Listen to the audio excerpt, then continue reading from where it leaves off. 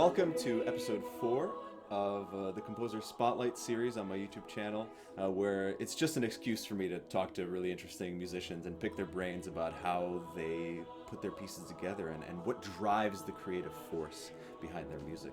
And I'm really pleased today to be joined by Thomas LaVoy. Thomas LaVoy is an award-winning composer of contemporary concert music. His work is known the world over for striking a balance between emotional depth and compositional craft, grounded in the power of words and music in tandem. A prolific composer of choral music, LaVoy's works have been commissioned and performed by choirs across the United States, the United Kingdom, as well as in mainland Europe, Asia, and Oceania. He received his undergraduate degree from Westminster Choir College and his PhD from the University of Aberdeen in Scotland, where he was a choral scholar in the chapel choir of King's College, Aberdeen. Thomas is a founding member and resident composer of The Same Stream, a professional choir based in Philadelphia and conducted by James Jordan. His music is published by GIA Publications, Walton Music, G. Schirmer, and Hewitt Hill Music. Thomas, thank you so much for joining me today. Thank you, Andre. It's a pleasure to be here. So, I'm sure, as many of us have been dealing with, your 2020 was probably pretty crazy. I'm wondering, how are you doing, first of all, and were you able to still be composerly during this time of great strife? Well, it's been a bit of a mixed bag, hasn't it? And I don't think anybody can come away from last year / the beginning of this year saying all positive things. If they did, they were extraordinarily lucky. And I hate to start on such a down note, but it was actually a really, really difficult year. On top of the pandemic and all the stresses that have occurred with that and the civil unrest in our country, there's been a lot of sort of tragedy in my family, not COVID related. My brother, well, first of all, my wife and I were due to get married this summer in July, and we had to postpone our wedding and plan a civil ceremony. Mm-hmm. And we are now married, which is wonderful. Mazel tov. Thank you. Yeah, very, very happy about that. One of the definite highlights of my year for sure. But shortly after that, my brother was diagnosed with cancer, and the period after that of him going to Mayo Clinic and having a major surgery and recovery has just been very difficult. And then in December, we found out that my brother and his wife, their soon-to-be-born baby, had a fatal condition. Wow. And unfortunately, was stillborn just last week or 2 weeks ago now. That's awful. I'm so sorry. Yeah, it was terrible. And at first, I wasn't sure if I should talk about this, but they want us to talk about it because the subject of stillbirth has some stigma attached to it, and it's a lot more common than people think it is. Mm-hmm. So they want their story shared in terms of sort of breaking that stigma. And at any rate, it was difficult. And I think all of us, it's difficult to be creative in general during this time because live music, particularly those of us who write live music or music for live ensembles, with no ensembles meeting and performing regularly, some are, but not many, and even fewer are commissioning new work, it can just feel very difficult to write. And I've experienced some of that, but I also have managed to keep going. It helped that I had projects that were already contracted. Mm-hmm. So I had to finish them. Right. Deadlines are wonderful in that way. And so I did manage to finish some major projects. There was a bit of a lull in the middle of the year when I didn't have much to work on, and I was dealing with my brother's surgery. And so it's been a mixed bag in that regard. I have been productive, not as productive as most years, but definitely still chugging along. Well, that's good. I have to ask, how's Logan doing? How's your brother doing? He's doing okay. That's what I'll say. He's doing okay. Let's talk about Thomas LaVoy. You are quite prolific. You're getting a lot of recognition across the world. And have you always known that you were going to be doing this? Have you always known that you were going to be a composer? Yeah, it's so funny. More and more this year, I've been thinking about that with some time to not write. And that's one of the benefits of this time, I think, is to kind of think more about the self outside of the artist. Do you know what I mean? You know, the Sure. sort of baseline self and what who that person is and all that. And this came up in my thought process recently. This very question that answers no. I've been writing music for a very long time. My first piece was when I was 6. We have a video of it. It's terrible, you know, it's a 6-year-old writing a piano piece, but it was very cute. I was very like dramatic and stern, and Nice. but honestly, my very first passion was sort of archaeology, anthropology, and digging and discovering things, and that's for a long time. That's kind of where I thought I would end up eventually. Huh. But then my older brother Lucas, I have 3 brothers, by the way, Mm-hmm. so it gets a little confusing. But oldest brother Lucas, he was a composer. Began in high school, really, much more sort of jazz oriented, but he did also do some works for band and chamber ensembles. And he started going to U of M for composition, Mm-hmm. University of Michigan, which is a pretty well respected program. And when that happened, when he started going there, I think I kind of just wanted to follow in his footsteps. Right. My older brother, and I was really fascinated with that life, and so I started trying myself. I will say that I don't think I was as naturally gifted a musician as he was. Mm. But at somewhere along the line, he switched to law. He's a very accomplished, very talented lawyer, and he went that direction. But then somehow I realized that okay, I can make this work. My mind works in this specific way, and that's kind of the direction that I headed. But I've always written music. I mean, it's never stopped. It's just I didn't choose to focus on it until about like I don't know 7th or 8th grade, and then I just haven't done anything else since then. Wow. So That's still quite early. I mean, compared to a lot of my peers and myself included. Like anybody I talk to, they usually say, "Oh, we came to composition really late." But you're an early bloomer. Is that a fair assessment? yeah, there's another thing too that I totally I forget to mention this sometimes, but I'm really not good at reading music, Huh. which is also something that my older brother struggled with. In fact, my whole family struggles with that, sort of hand-eye coordination, reading music. It's easier with my voice, but certainly piano or any other instrument, I can't read more than one line at a time generally, maybe two. But part of the reason I got into writing music is because I was seeing my peers, my friends in music, who were just able to read stuff straight off the page. Huh. I remember a friend of mine, John Broadway, in high school, and I just was watching him, and he could just sit down at the piano, look at a piece of music, and just play it. And I was so like kind of jealous of that, and I was jealous of the sort of joy that they felt in that. That I was like, you know what? If I can't read music, I'm just gonna write my own. Huh. And so that's was a big part of why I started composing. Was this sense of wanting to partake in something that I felt I couldn't. Trying to find a way, you know, That's pretty amazing. And or depressing, depending how you look at it. well, I no, think you it's kind of an awesome thing because you have a certain thing that you want to overcome, and then you do that. It's very inspirational. or flow around it. That's kind of the way I think about it. Because I when I went to Westminster and I had a proper piano professor, and um, he did his big final master's project on musical dyslexia, which for a while he thought maybe that's what I had. Hmm. So we worked for years, 4 years, on trying to improve my sight reading, and it probably improved a little bit, but I still really struggle with it. Really Wow. struggle with it. So I don't know what the deal is there, but I found a way around it, so it worked out. Well, that's awesome.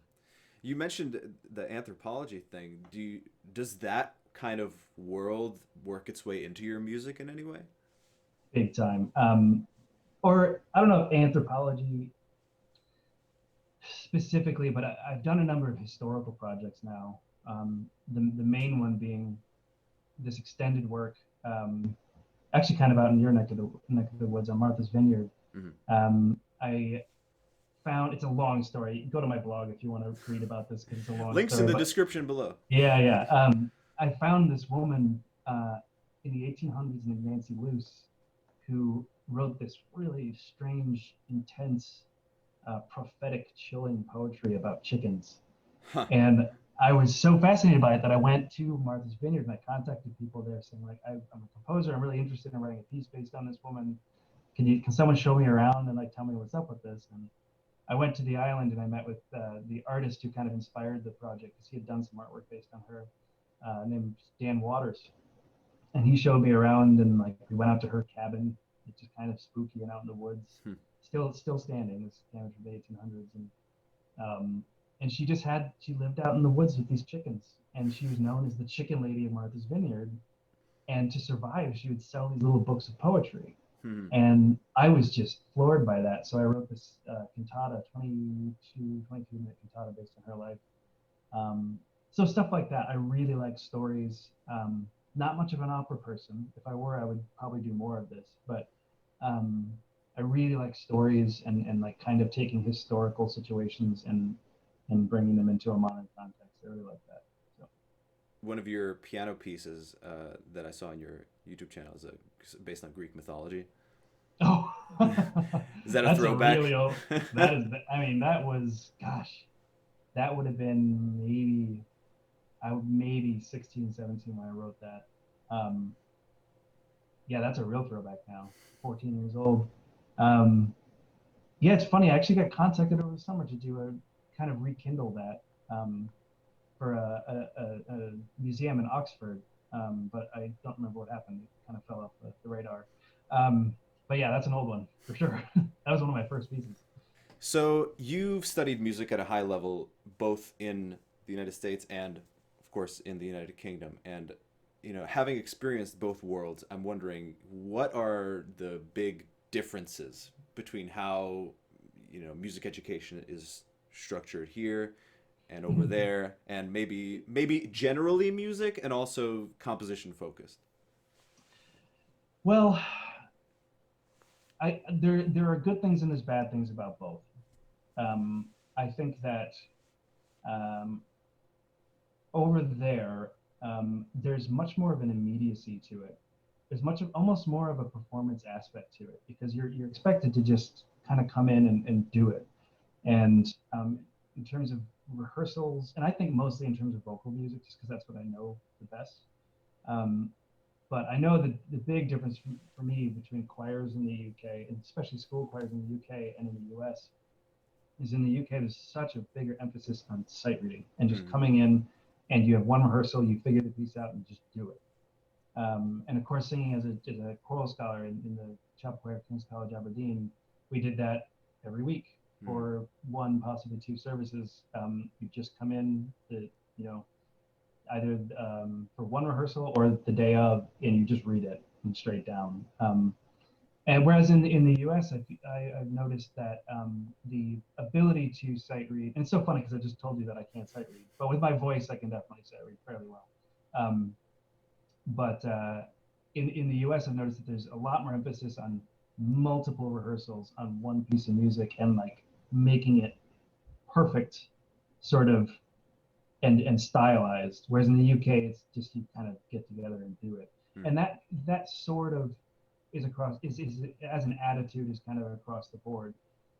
And in a way that's better, but in another sense, one thing I do not like about education in the UK, especially in the undergraduate level, is that there's the class times appear to be somewhat shorter and less frequent than what my experience was, at least, and what I know a lot of people's experience is in the United States. And there's virtually no homework, which in some ways I can see the benefit of that, but I also know for a fact when you're talking about things like music theory and music history and things like that, it really bears repetition and it bears practice. And so I had, students in third and fourth year that I was teaching who would, misspell triads, for example. They'd spell an A triad with an A major triad with an A, a D flat, and an E. And that's just an example. And some of that I'm sure is, playing into the computer as opposed to, actually, typing in or writing by hand. But I think also a certain amount of it is that they just don't get the practice in music theory that they do, at least that I got in my undergraduate program at Westminster. So there's benefits to both. I think that in terms of performance, in the UK, I think they're a little bit more ready to just give it a go and like just do it. But at the same time, I worry that they don't get the same level of like deep learning, sort of the theory of music, even though music theory as a concept is under a lot of scrutiny right now, as I'm sure you realize. Oh yes. And for very good reasons. But Yeah. there is still, if you're playing an A major triad, you should be able to play it. You should be able to spell it. That kind of baseline stuff is Right. really important still. If any of my students are watching, you heard it here. All the homework that I give you, it's good for you. Yes, it is. Who are some of your biggest musical inspirations? Do you have like a? I know this is the worst question. Everybody I ask this to, they're like, "How? Stop making me boil it down to a top 5, top 3, whatever." But who are your biggest musical inspirations? Can I give you more of a timeline of what has inspired me over the years? Great. And I'm gonna limit it. Well, no, I'm not gonna limit it. But I grew up on some pretty weird music, like not weird music, but stuff that I think people might not expect having heard my music. But I listened to a lot of Led Zeppelin, a lot of Astor Piazzolla, tango music, um, Emerson, Lake and Palmer, and a big one for me was actually Danny Elfman. Believe it or not, for some reason this kind of circusy music was big for my upbringing. Me and my brothers just loved it. And in some ways that certain bits of chromaticism within his music still play out in my music, I think.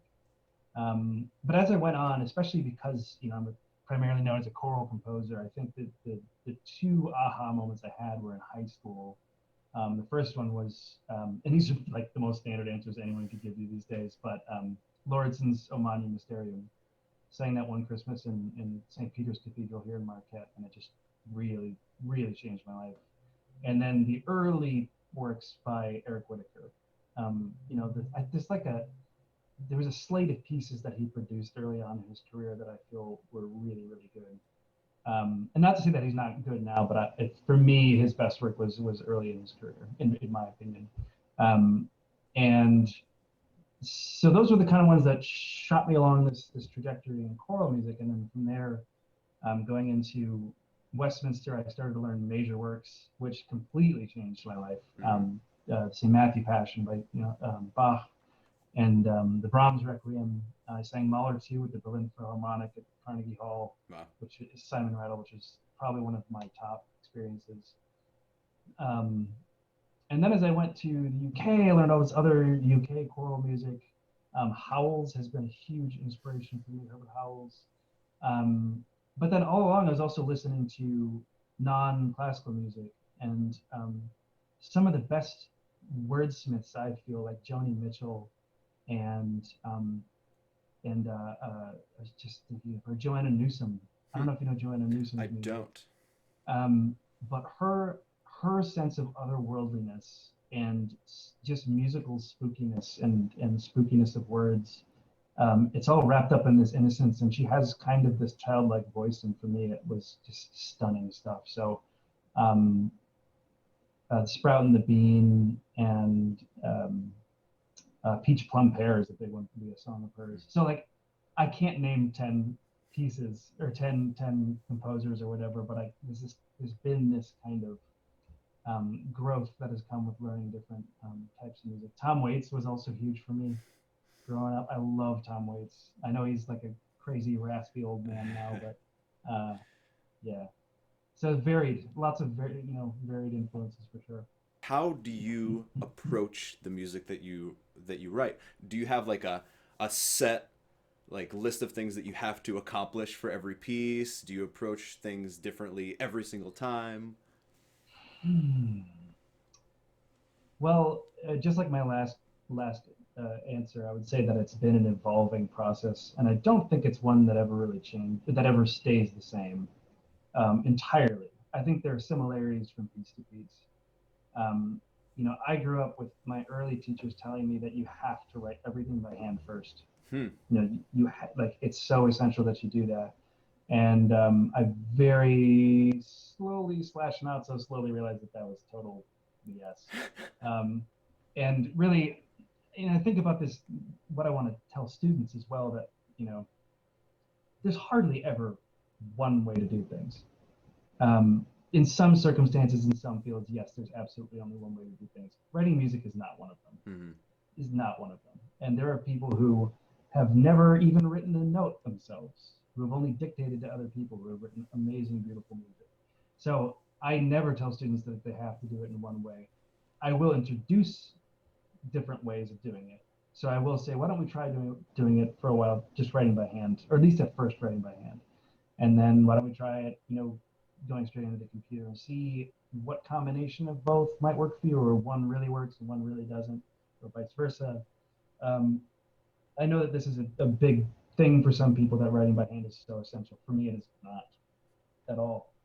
And part of the reason for that is that my handwriting is so poor that, and I tried, believe me, for my undergrad, I was writing by hand for most of it. And it wasn't until like my last year that I was like, this is just not fun. It's not fun. I work way faster.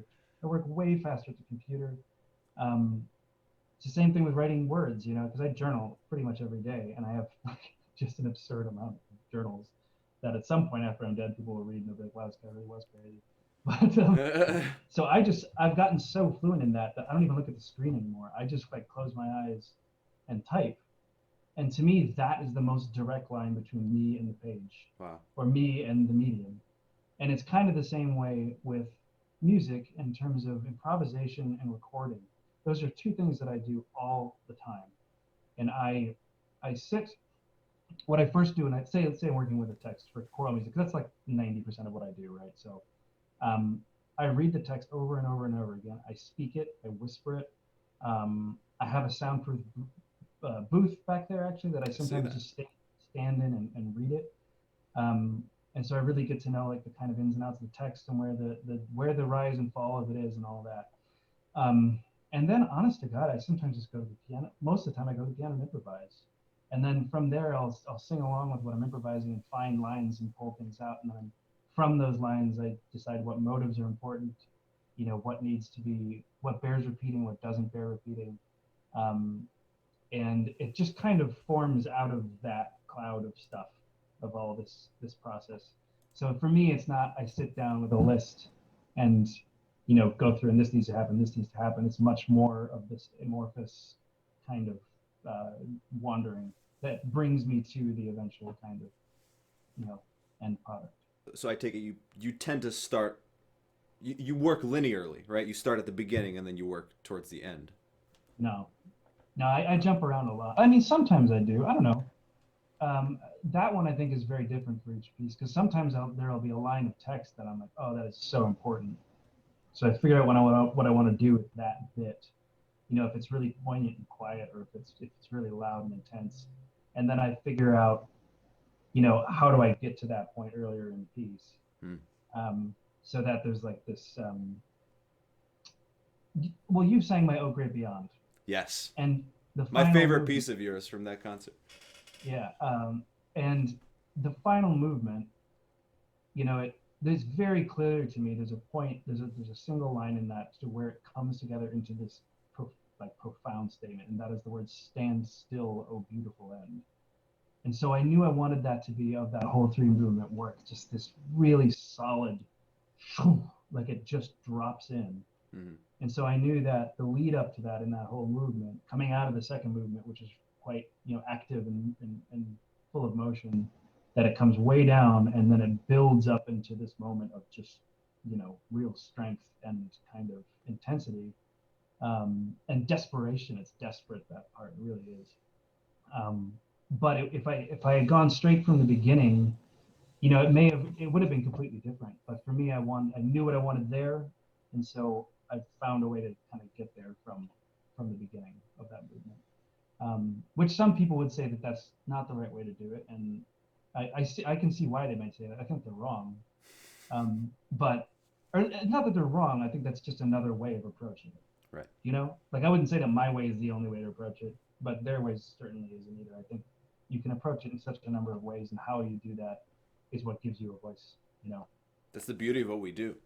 There's right. no right or wrong way to approach composition. Yes. Like you said. And don't listen to anybody who tries to tell you that there is, because they're wrong. In that case, they are wrong, I think, at least. Exactly. The concept of a compositional toolbox is a very real thing for me. I feel like anytime I write a piece of music, I end up not to not to degrade the music that I create, but I have a lot of similar things that I end up doing all the time. And I wonder, do you have a few of those like things that happen to sneak into every piece? Yeah, oh, for sure. For there's I don't know where it came from, but there was a sound that I heard early on in my life. Um, like my favorite mode is Lydian, Mm. and the sound of that raised four, that sharp four, against five. So you've got and with the root in it as well. So you have that sort of tritone. It's really bright. It kind of makes you, stand up. And that relationship, for some reason, in almost not every piece, but in a lot of pieces, you'll find that I have that kind of sharp four resolving down to a major, the major third, Mm-hmm. and that's definitely one of them. It's funny because you worked with this person too, but one of the big things I took away from Paul Mealer, um, is he says he always gets frustrated with conductors when they approach young composers, and they either always say that there's no distinctive style here, or it all sounds the same. And Paul always got really frustrated with that. He said, look, they're trying to figure out whether or not they have a voice. And how can they have a voice if they don't develop, like you said, things in their toolkit that they use over and over again? Um, so I think that's definitely one of them. Just the general concept of the hemiola, of two against three, and that kind of churning. There's a piece of mine, a larger piece of mine called Songs of the Questioner, where I use that a whole lot in the accompaniment, and I generally use that quite a lot these days, especially with vocal lines. If there's a compound meter in the accompaniment, um, or in the other vocal parts, I'll often have a duple above that in the choir, because I think it sets it off and it makes it not feel quite so square, you know. Mm-hmm. Um, so those are two things. I'd have to think about the others. I'm sure there's tons. I'm sure other people could point them out to me more easily than I could. So choral music, you said yourself that choral music is the majority of what you do, and I'm wondering, what is it about choral music that excites you so much and that keeps you coming back to it? That is a tough question, because part of it is intentional, um, for practical reasons, and the other part of it is that I just can't stay away because I do love it so much. The practical reasons, I knew for a long time. Once I decided to become a composer, I knew that I wanted to do it full time. Mm-hmm. I didn't want to be someone who's splitting their time. And there's nothing wrong with doing this, by the way, because some people thrive on doing, having the ability to compose only what they want to write, and having a job that takes care of like the necessities of life. That is, their kind of primary focus, and then they can just write exactly what they want to write all the time. I'm actually very jealous of that a lot of the time now. But I knew that for me, the way that I work and how nonlinear I am, and how bad I was at having regular people jobs, um, that I wanted to just do this full time. And I realized pretty early on that choral music is one of the better ways to do that, because score sales, I mean, it's still not much, as you know. Score sales are tricky for all composers, because if it's published, you get 10% most of the Yeah. time, and if it's not published, you don't have the sort of marketing wing of the publisher to help you with that side of things. But there's score sales, there's performance royalties, and choirs are so amazing these days about just performing all sorts of stuff. I know we gripe about it still as composers, that they should be doing more new music, but compared to orchestras, Oh and yes. compared to a whole bunch of other stuff, bands are a little bit of a different animal, because it's such a new medium Mm-hmm. that I think everything they do is kind of new. But um, with choral music, I found a way that you could do that, and the commissioning process that I sort of worked out, and I've reached a price point that works for people and works for me in terms of my lifestyle and my wife's lifestyle. We're very simple people, and if we together we're doing great in terms of how we're making the work That's great. as artists. Um, in normal times. The pandemic year has been rough. I mean, there's no way around that. And but I've been doing this for years now, so it's worked out.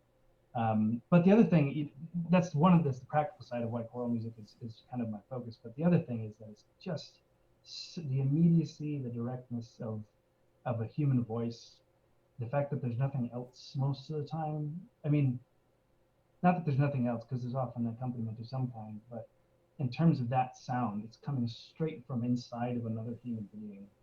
And to me, that is just so compelling. And there's so much personality within that. Not that there isn't, you listen to one violinist and another violinist, the personality is totally different. But with choral music, specifically vocal music, it's the fact that it is drawn up literally from within the body that is just so so centering and so compelling to me. And there's something about the sound quality too. My preference in this kind of sound of choirs has changed so much over the years. I used to really like super blended, smooth sound. And then when I was in the UK, I started liking really kind of edgy British sounding choirs where it's a little bit less sort of homogenous. And now I just like everything. I listen like Bulgarian choirs too. Amazing. Oh my God, and it's just so gnarly. Yeah. The high partials you get out of that sound are just insane. And the point is, there's so much variation in it, and I love all of it. And it's all that really intensely honest human sound that I love. So that's why choral music for me. I completely agree. It's such a special medium. Do you have like a favorite type of vocal ensemble to write for? I think they're all good for different reasons. I would say no, I don't really. I'm in the middle of writing children's choir music, and I conducted a children's choir for a little bit a couple years ago. Well, more than a couple years ago now. I guess 7 years ago now. Going on 8 years ago now. But just that sound has such a specific sound that's really nice, and I write so much for collegiate ensembles and community choirs, which is a totally different animal, because this isn't their. You work with a community choir, they're there on their off time because they really want to be there and they absolutely love it. But the sound is going to be very different from you have a college choir that meets 3 times a week or something like that. Sure. Not all of them do, obviously, but some of them do. So I don't know. I don't think I have a favorite, but I like them all for different reasons. You sort of mentioned a little bit of this, so I have an inkling of what your answer is going to be, but I just want to bounce this off of you and see what you think. But as a professional, full-time composer, your answer might be influenced a little bit.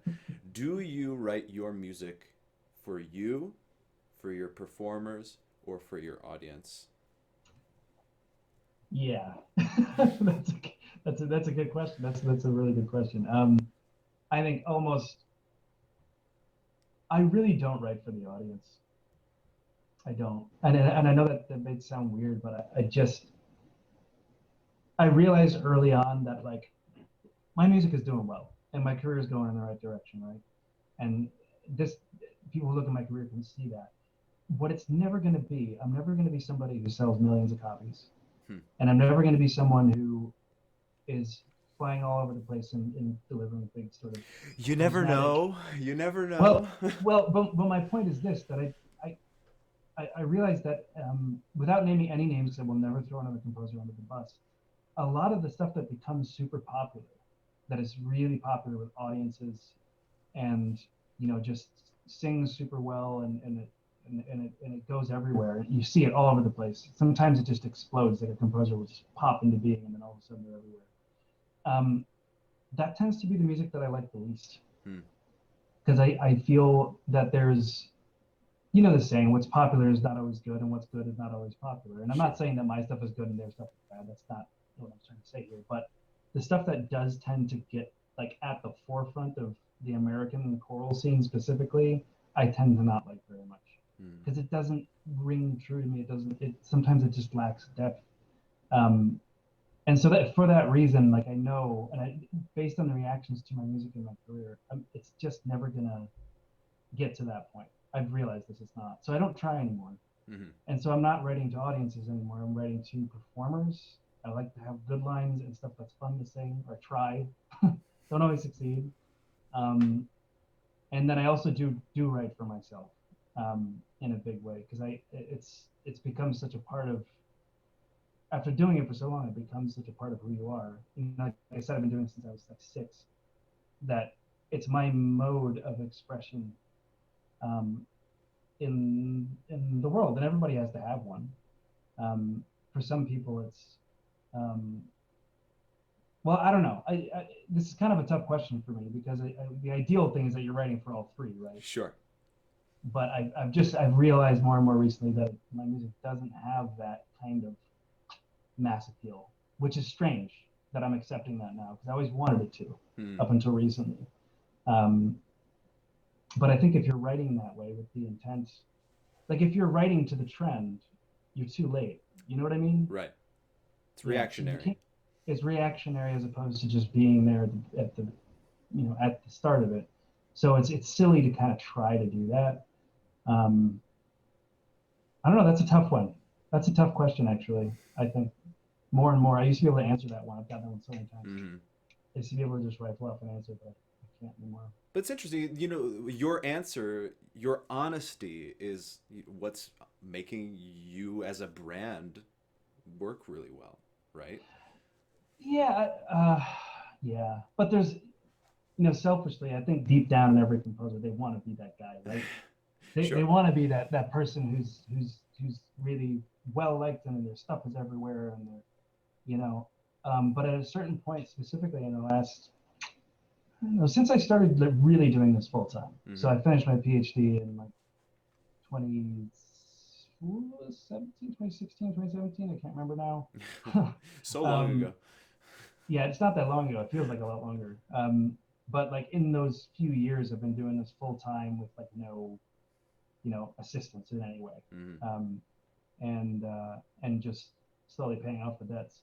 And since then, I've changed a bit. Like I realized that the work itself is just so much more important to me than being liked. Mm-hmm. That need to achieve, that I think a lot of undergrads specifically feel like and I notice it in undergrads, that they have this, like, I want to be the best. Gotta achieve this. I gotta be the best. I gotta get all the likes. Um, Absolutely. that has really faded for me in the last like 3 or 4 years. And for me now, it's just way more about the music than it ever has been. Yeah. I want to nerd out about choral music with you because, you know, I love choral music. I love writing choral music. I love performing choral music. And I'm sort of with you on the mainstream versus not mainstream concept. I Certainly. pissed off I pissed off so many people by saying that. I know it, but Oh, whatever. it, But yeah, I'm working on a video right now that talking about innovative choral music and, you know, really off the beaten path stuff. So, do you ever listen to really off the beaten path kind of choral music? And if you do, what is that thing? I have a confession to make. I I don't listen to much choral music. Wow. I really don't. I know that's probably super weird to say, and I've had teachers in the past who would be appalled that I don't listen to the stuff in my field. Um, but it's true. When I listen to music, I listen to much more popular forms of music. One piece that you probably know, but and it's becoming more well known, because well, it was commissioned by Tenebrae, the choir in the Sure. UK, and it's a piece called Path of Miracles by Joey Talbot. Huh. Um, and that piece to me, uh, particularly the sort of bookend movements, is 4 movements. It's an hour long. It's a big piece, Wow. and it's got I think it's got like 20 parts or something like that. It's a lot of parts. Jeez. Um, but it's a piece about the Camino de Santiago, the pilgrimage in Europe, um, and St. James, and it's remarkable. The 4 movements are the 4 cathedrals along this path that the pilgrims take, and like thousands of people walk this every single year, and he wrote this really remarkable piece about it. And for me, that one, because you should listen to this first movement because it's so wild, and when you see the score, don't look at the score before you listen to it. Listen to it first. Okay. It's like, oh, it's this huge crescendo, and the voices are sliding up really, really slowly, just inching up and inching up, and it just reaches this unbelievably tense moment. Um, so I don't know. That piece to me is kind of one of those pieces that transcends those three sort of uh, categories of like writing for yourself, writing for singers, and writing for the people. Although I've talked to members of Tenebrae who are just like, this is such a pair to sing. Like, it's so hard. But the three things I think, because I do know when you watch them sing it, that they feel it. You know? Sure. The fourth movement is one of my favorite pieces of music ever. The fourth Wow. movement of Joe Vitalis' Path of Miracles. I just think it's so stunning. And whenever I do guest lectures, because people, like, you asked me that question about UK versus US music.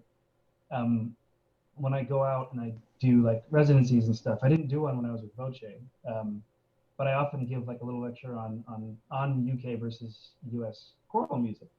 And that's always one of the things I include is that fourth movement of Path of Miracles. I just think it's stunning writing, very excessive writing. It's very excessive writing, but it's really, really good. Do you have any advice to give to emerging composers? You don't have to just give one. You know, you can give any sort of advice. But what can you tell someone who wants to be the next Thomas LaVoy? I don't know. I think one of the big things I mentioned earlier is like find your own way of doing things. Don't don't let anybody tell you that there's one way to do things. Listen to them and try it. And if you find that it doesn't work for you, jettison that idea, or incorporate it once in a while. But don't.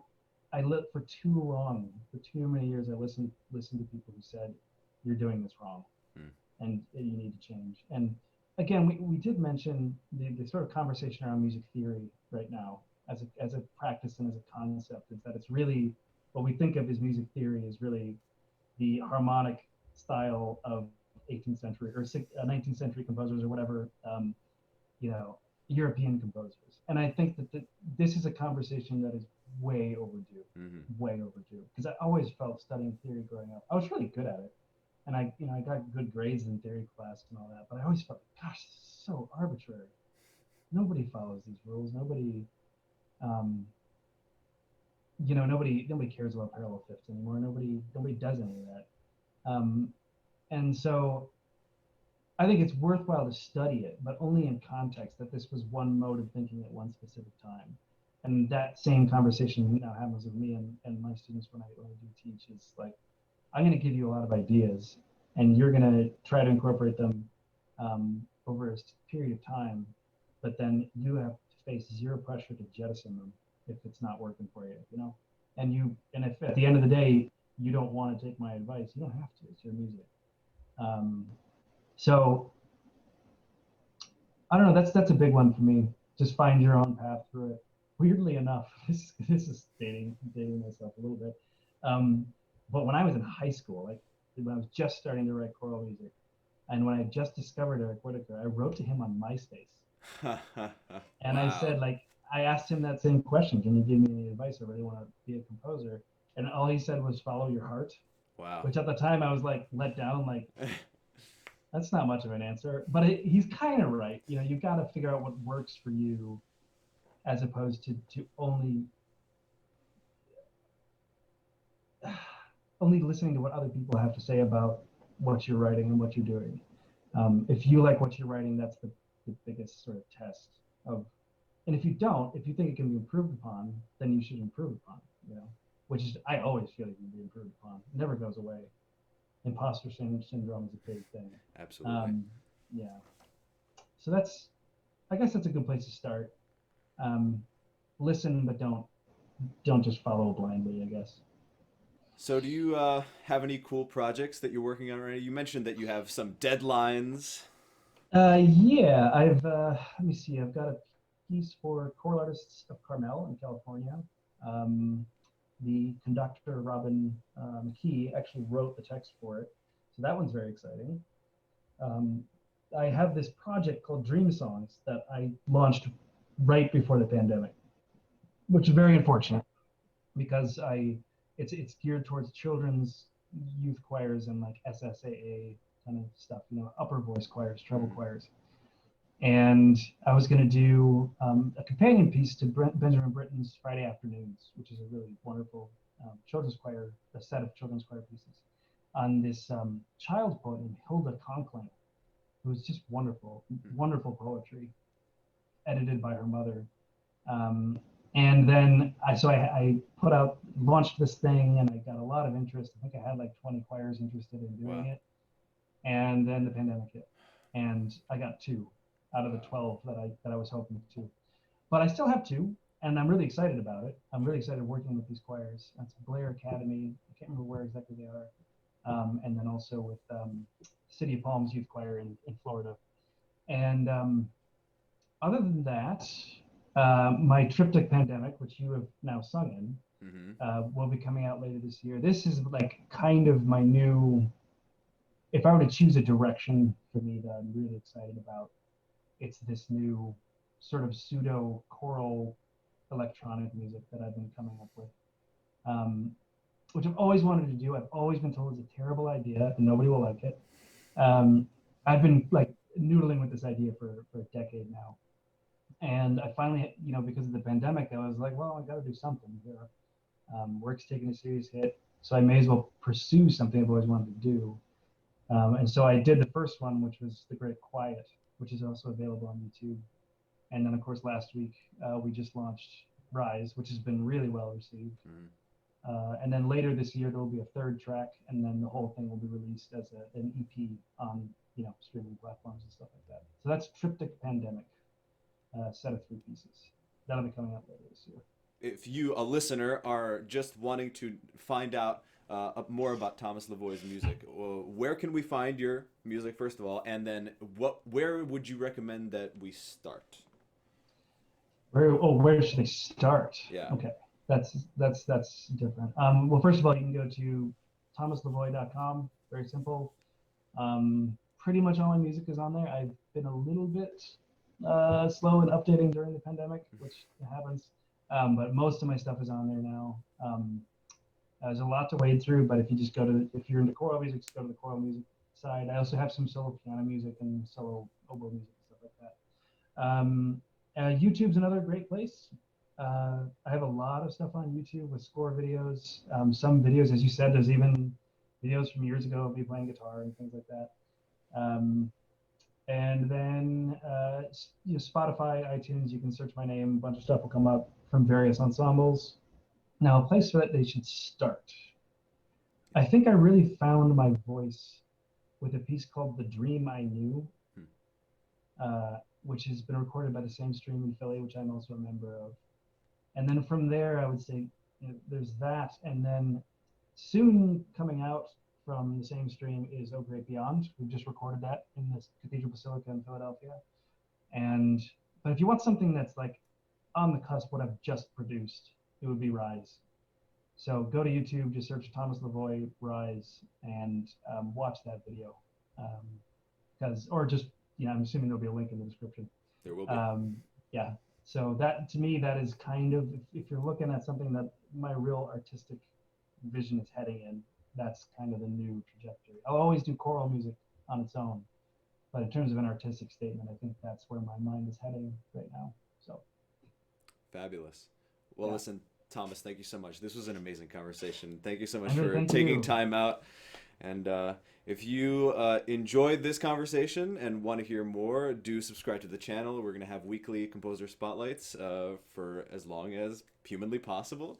If you want to hear more of Thomas's music, links in the description. And thank you. See you next time.